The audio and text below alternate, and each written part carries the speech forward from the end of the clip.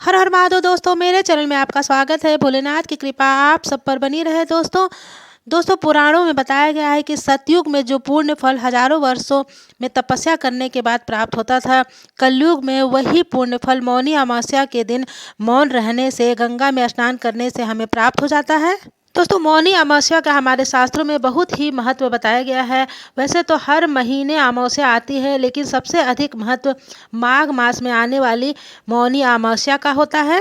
दोस्तों, मौनी अमावस्या मतलब साल में यही एकमात्र ऐसी अमावस्या है जिसमें मौन रह के व्रत किया जाता है, जप किया जाता है। मतलब मौनी अमावस्या के दिन सभी कार्य जैसे पूजा पाठ, जप तप इत्यादि सभी चीज़ें मौन रह के की जाती हैं।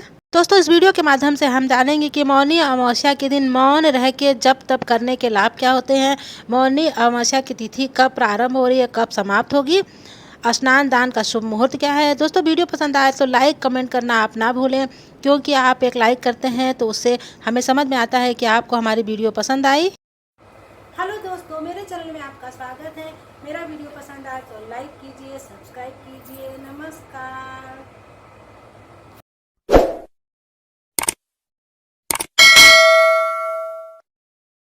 दोस्तों, माघ मास की मौनी अमावस्या को मौनी अमावस्या इसलिए कहा जाता है क्योंकि इस अमावस्या में मुनियों की तरह आचरण किया जाता है, इसलिए इसे मौनी अमावस्या कहते हैं। आज के दिन ऐसा कहा जाता है कि अगर गंगा में आस्था के साथ डुबकी लगाई जाती है, विश्वास के साथ गंगा स्नान किया जाता है, तो जन्म जन्मांतर के पाप धुल जाते हैं। दोस्तों, हम सभी जानते हैं कि हमारे सनातन धर्म में गंगा को सर्वाधिक पवित्र नदी माना जाता है तथा यह माना जाता है कि मौनी अमावस्या के दिन गंगा का जल अमृत हो जाता है। इसलिए मौनी अमावस्या के दिन गंगा स्नान के लिए सर्वाधिक महत्वपूर्ण दिन माना जाता है।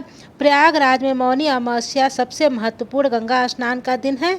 दोस्तों, इस दिन को अमृत योग दिवस भी कहा जाता है, कुंभ पर्व दिवस के रूप में जाना जाता है। इस दिन पूरे दिन एक शब्द भी आप ना बोलें जब तक आप स्नान ना किए रहें, दान पुण्य ना किए रहें, मौन रह के ही व्रत किया जाता है।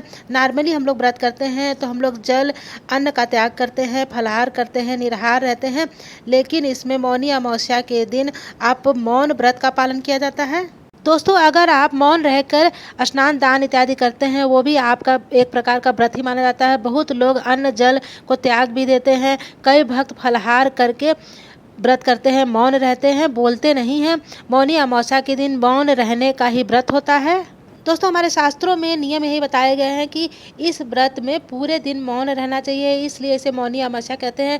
इस एक दिन मौन रहने व्रत करने का फ़ायदा क्या होता है? हमारे शास्त्रों के अनुसार मौनी अमावस्या के दिन अगर पूरे दिन उपवास रहा जाए, पूरे दिन मौन रहा जाए, इसे पूरे मास में गंगा स्नान का फल मिल जाता है। दोस्तों, हमारे शास्त्रों के नियमों के अनुसार इस व्रत के पूरे दिन आपको मौन रहना चाहिए। ये हमारे शास्त्रों में ऐसा नियम बताए गए हैं। मौन रहने के फ़ायदा क्या होता है? मतलब कि शास्त्रों में वर्णन है कि मौनी अमावस्या के दिन अगर पूरे दिन उपवास आप रहते हैं, आप मौन रहते हैं, तो इसे पूरे मास में गंगा स्नान का फल प्राप्त हो जाता है। पितृ दोष से मुक्ति मिल जाती है, शनि दोष से मुक्ति मिल जाती है।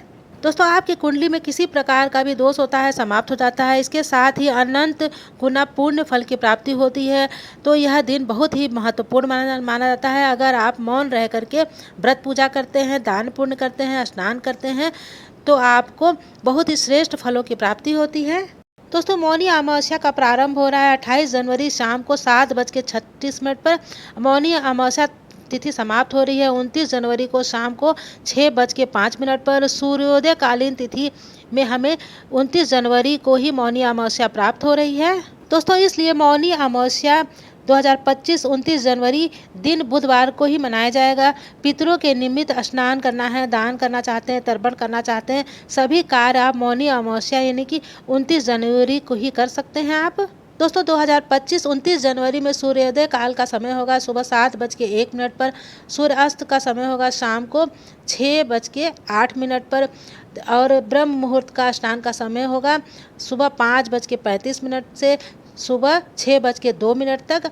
अमृत काल का रात्रि 9:01 से रात्रि 10:05 तक। अमृत काल के समय जो भी आप कार्य करते हैं, शुभ कार्य करते हैं, उसका फल आपको जन्म जन्मांतर तक प्राप्त होता है। शाम का समय अमृत काल आपको प्राप्त हो रहा है, मतलब रात्रि में आप लोग इस समय कोई भी पूजा पाठ करते हैं, जप तप करते हैं, मंत्रों को सिद्ध करना चाहते हैं, तो ये समय आपको बहुत ही पूर्ण फल देने वाला है। तो 2025 29 जनवरी राहु काल का समय आपको प्राप्त होगा दोपहर 12:04 से लेकर दोपहर 2:02 तक। इस समय आप कोई काम शुभ कार्य प्रारंभ ना करें। अगर पहले से कर रहे हैं तो आप बिल्कुल कर सकते हैं। दोस्तों, मौनी अमावस्या के दिन प्रयागराज में शाही स्नान होगा। बहुत सारे भक्त जाएंगे। आप में कौन ऐसा भाग्यशाली भक्त है जो मौनी अमावस्या प्रयागराज महाकुंभ में स्नान करने जा रहा है? हमें कमेंट करके ज़रूर बताइए। मेरा वीडियो कैसा लगा कमेंट जरूर करिए। कमेंट बॉक्स में लिखिए हर हर महादेव।